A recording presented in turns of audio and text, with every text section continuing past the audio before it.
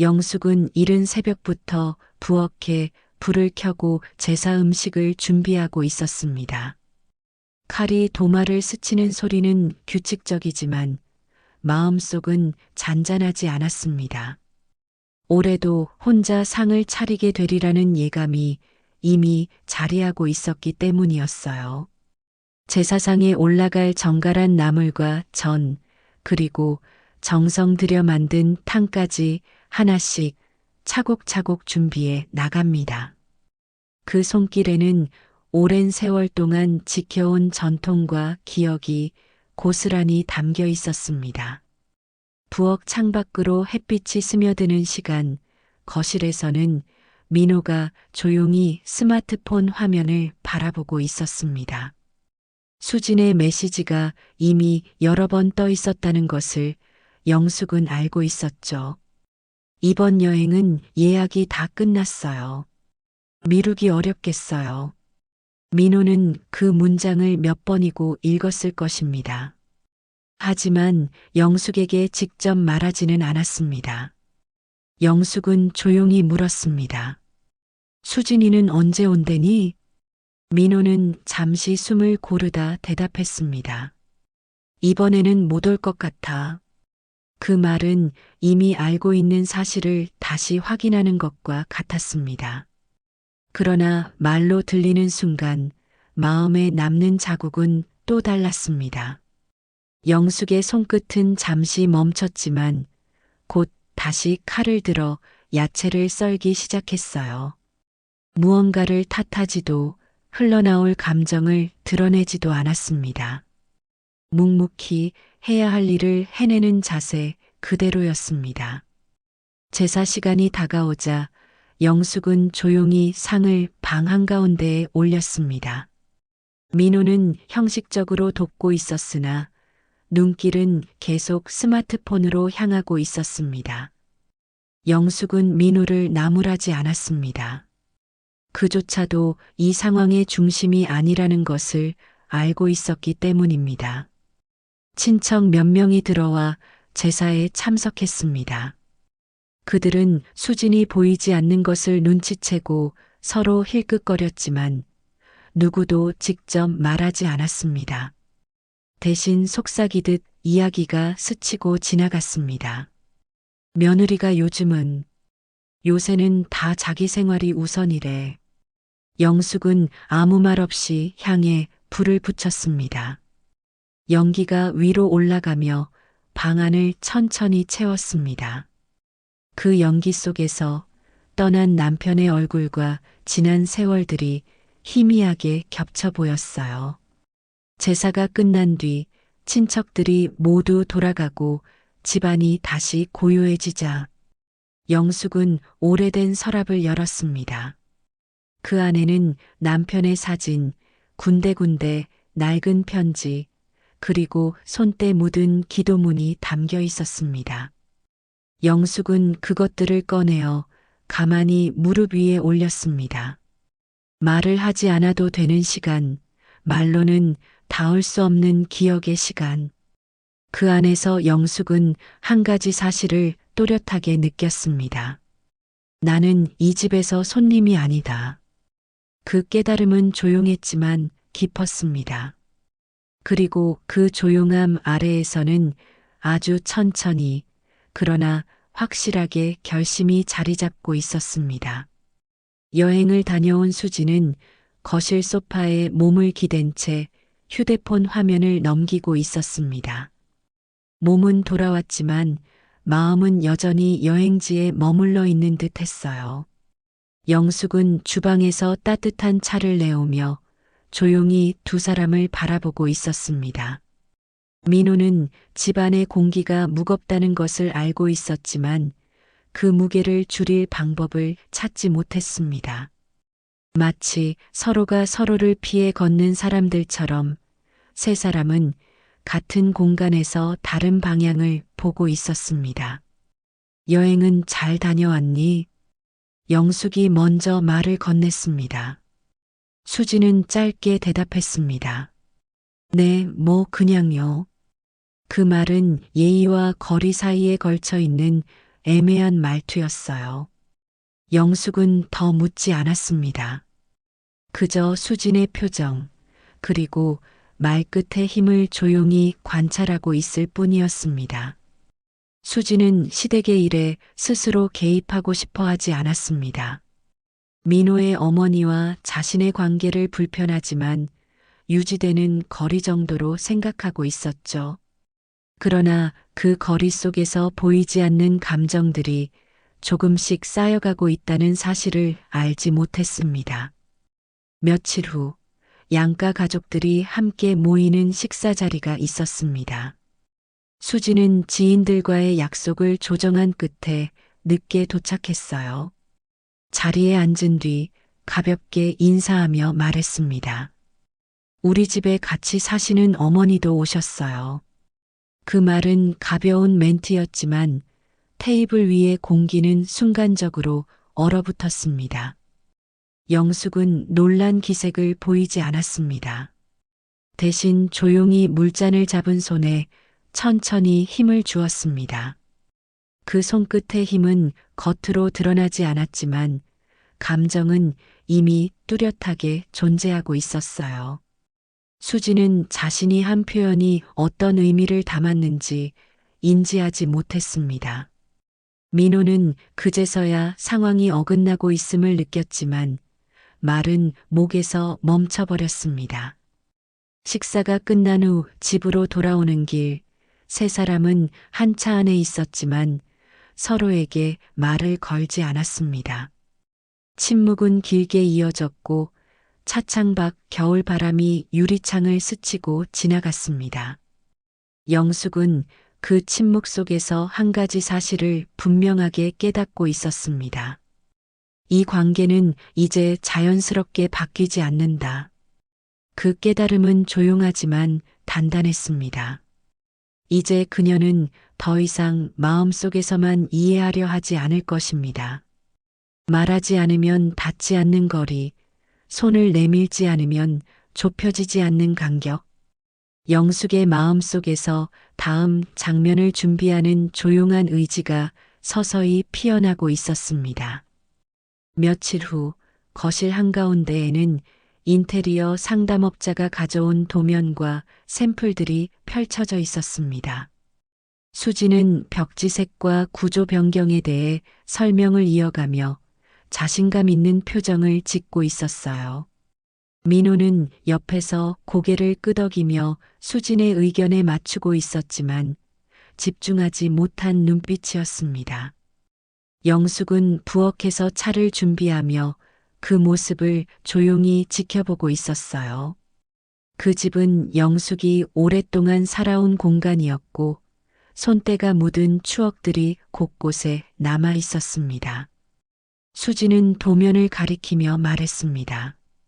여기 장을 없애고 이쪽 벽은 밝은 색으로 바꾸면 좀 더 넓어 보일 것 같아요. 그 말은 합리적인 제안처럼 들렸지만 전제에는 한 가지가 빠져 있었습니다. 그 공간에 대한 허락이 없다는 사실이죠. 상담업자는 비용 견적을 조심스레 제시했습니다. 견적서는 결코 가벼운 금액이 아니었습니다. 수지는 자연스럽게 영숙을 바라보았습니다. 마치 그 결정을 영숙이 해야 할 당연한 일인 것처럼요. 어머니 집이니까 어머니가 해주시면 좋을 것 같아서요. 그 말은 부드럽게 들렸지만 그 속에 담긴 무게는 결코 가볍지 않았습니다. 영숙의 손이 찻잔을 쟁반 위에서 잠시 멈추었습니다. 그러나 표정은 조용했고 어떤 감정도 드러내지 않았어요. 그녀는 차분히 차를 들고 거실로 걸어 나갔습니다. 차를 내려놓으며 영숙은 천천히 숨을 고르고 입을 열었습니다. 이 집은 내가 살아온 집입니다. 그 짧은 말 속에 담긴 시간과 무게는 누구보다 영숙 자신이 더 잘 알고 있었어요. 수지는 순간적으로 말을 멈추었지만 이내 다시 미소를 띠려 했습니다. 그 미소는 상황을 가볍게 넘기려는 몸의 밴 습관이었죠. 하지만 그 습관은 지금 이 순간에는 닿지 않았습니다. 민호는 두 사람 사이의 공기를 느끼고 있었지만 개입하지 못했습니다. 그는 오래전부터 이 관계에서 중재자가 아닌 관찰자에 더 가까웠습니다. 스스로도 그것을 알고 있었지만 움직일 용기는 쉽게 생기지 않았어요. 상담업자가 조심스럽게 자리를 정리하고 떠난 뒤 거실에는 세 사람만 남았습니다. 말은 없었지만 말보다 정확한 감정들이 그 자리를 가득 채우고 있었습니다. 내가 해야 할 말은 나중에 하마. 영숙은 그렇게 말하며 방으로 향했습니다. 그 뒷모습은 작았지만 결심은 분명하게 서 있었습니다. 수지는 그 말의 의미를 끝까지 이해하지 못했습니다. 하지만 영숙은 이제 조용히 행동할 준비를 시작하고 있었어요. 말로 바뀌지 않는 관계라면 행동으로 보여줄 때가 온 것이었죠. 영숙은 다음 날 새벽 집안이 아직 고요한 시간에 서랍 깊숙한 상자를 다시 꺼냈습니다. 남편의 사진이 담긴 액자, 오래된 수첩, 제사에 올린 적 있었던 추도문과 가족, 행사 사진들이 천천히 바닥 위로 펼쳐졌습니다. 사진 속의 영숙은 늘 자리를 지키고 있었고 가족 옆에서 중심을 이루고 있었습니다. 그 모습을 바라보던 영숙의 눈빛은 조용했지만 확고했습니다. 이제는 보여줄 때가 되었어요. 그의 생각은 목소리보다 더 선명했습니다. 영숙은 오래된 스마트폰을 꺼내 들고 인터넷을 검색하기 시작했습니다. 지역 복지관에서 초보자 영상 편집 강좌를 운영한다는 안내문이 화면에 떠 있었습니다. 여기라면 내가 할 수 있겠죠. 영숙은 자리에서 일어나 외투를 걸쳤습니다. 조용한 발걸음이지만 방향은 분명했습니다. 복지관 강의실에는 다양한 연령대의 사람들이 앉아 있었습니다.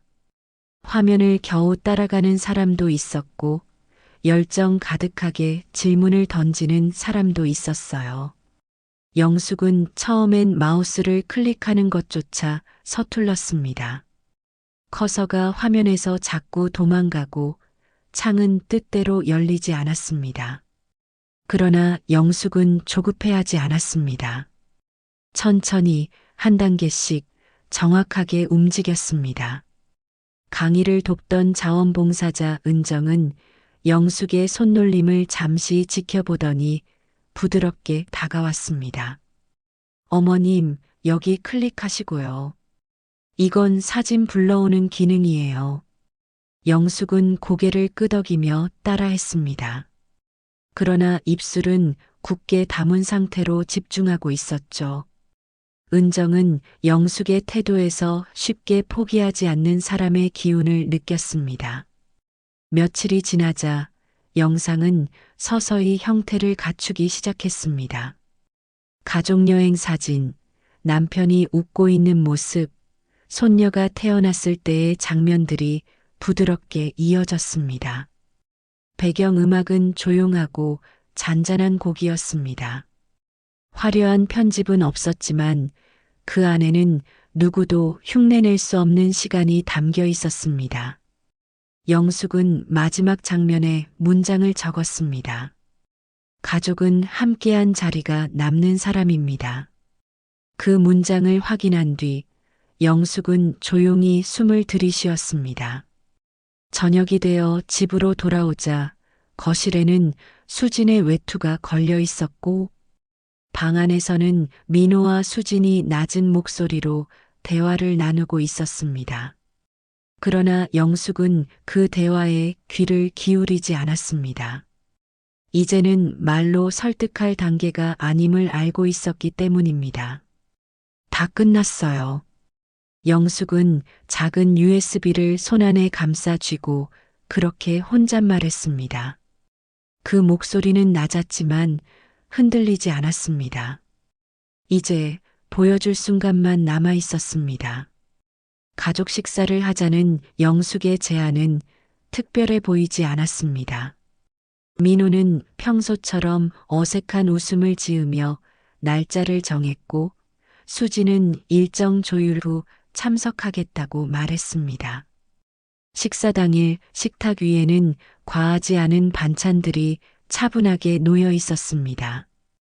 영숙은 평소와 같은 손길로 상을 준비했지만 마음 한편에서는 조용한 긴장감이 흐르고 있었습니다.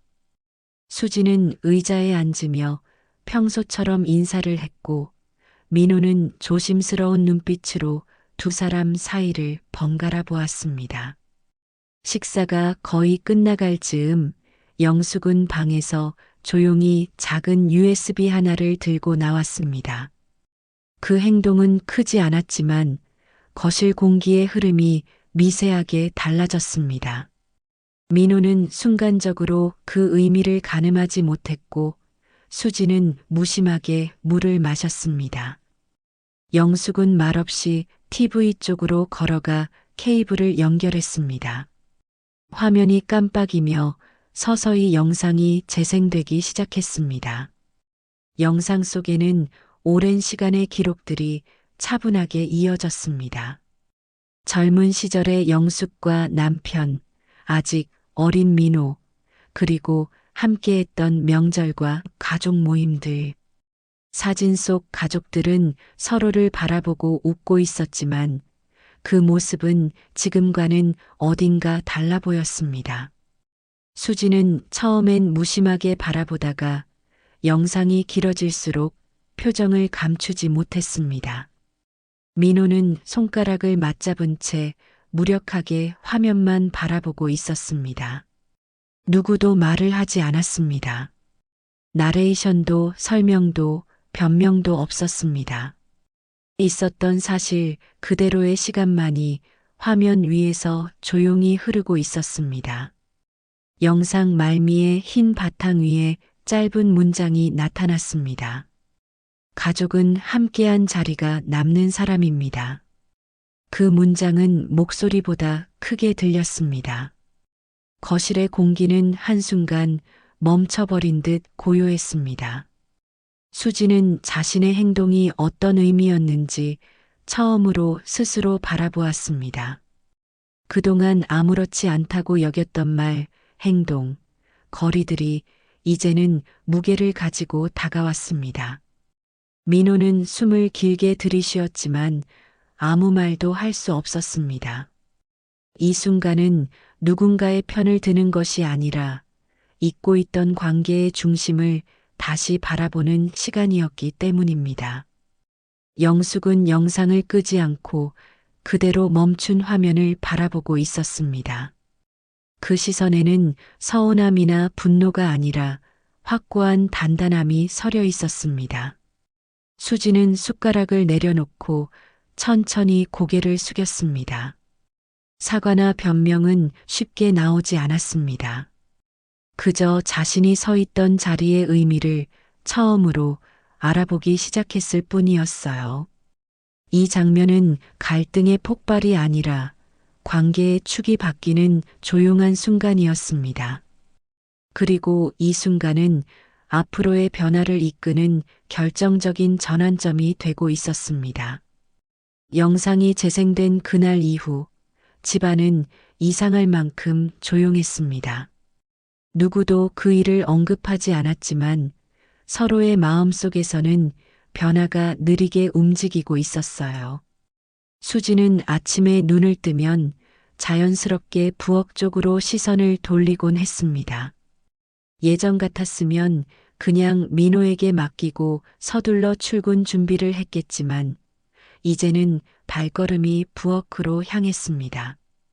영숙은 부드럽게 물컵을 씻고 있었고 수지는 한참을 망설이다가 조심스럽게 손을 뻗어 옆에서 도왔습니다. 제가 할게요. 그 말은 크지 않았지만 이전과는 확실히 달랐습니다.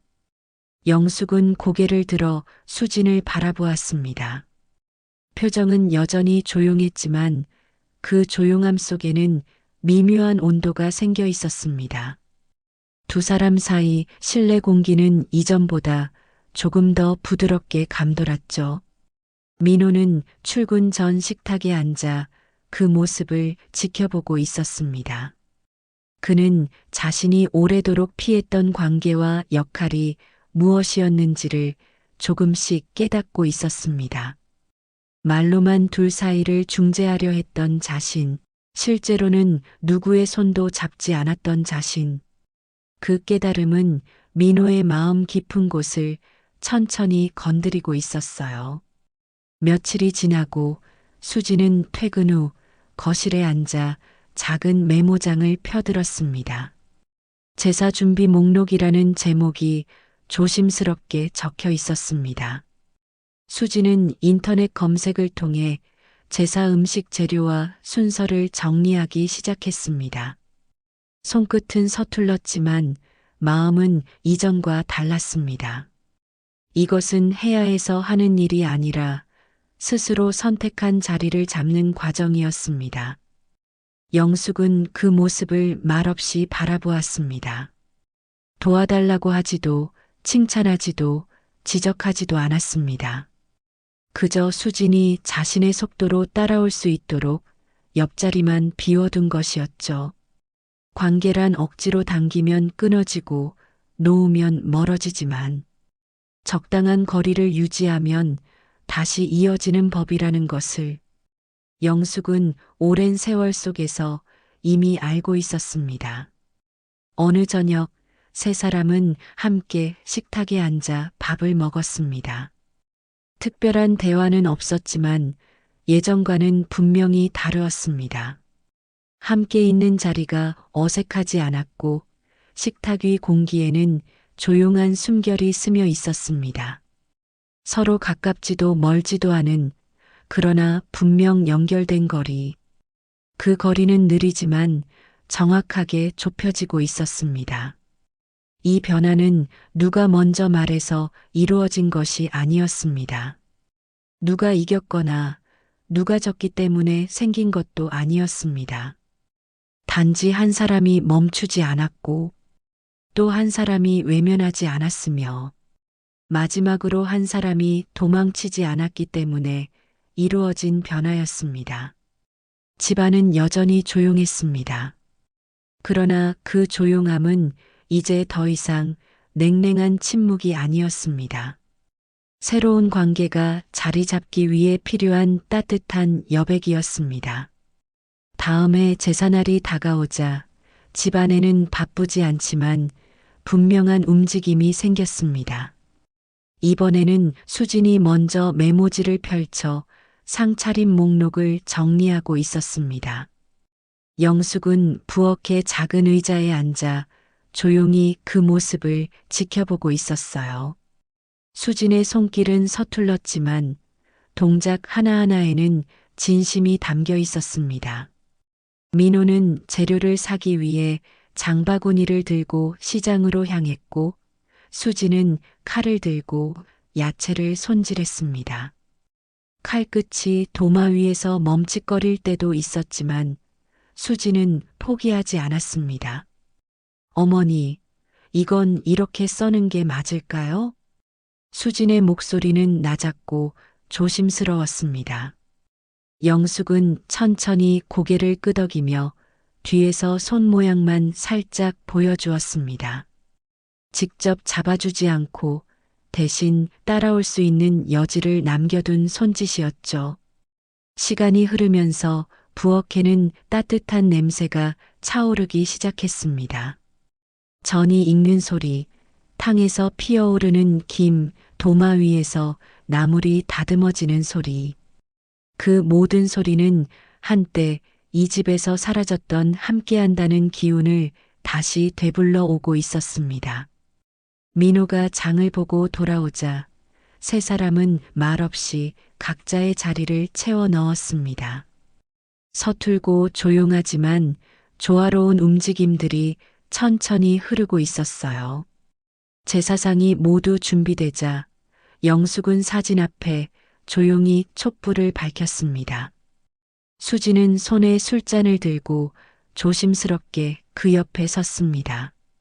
손이 떨리고 있었지만 그 떨림조차 지금은 소중한 과정이었습니다. 민호는 수진의 손을 잠시 바라보다가 나란히 섰습니다. 세 사람의 그림자가 촛불 흔들림 속에서 한자리에 모였습니다. 제사가 끝나고 상을 내릴 때 집안에는 긴장이나 부담이 없었습니다. 대신 깊은 숨을 길게 내쉬는 듯한 편안함이 고요하게 자리하고 있었어요. 영숙은 조용히 주방 창가에 기대어 밖을 바라보았습니다. 겨울이 지나 봄이 오는 길목의 공기는 부드럽게 흘러가고 있었죠. 그리고 영숙의 마음속에서도 아주 비슷한 계절이 지나가고 있었습니다. 수지는 빈 접시를 정리한 뒤 천천히 영숙에게 다가왔습니다.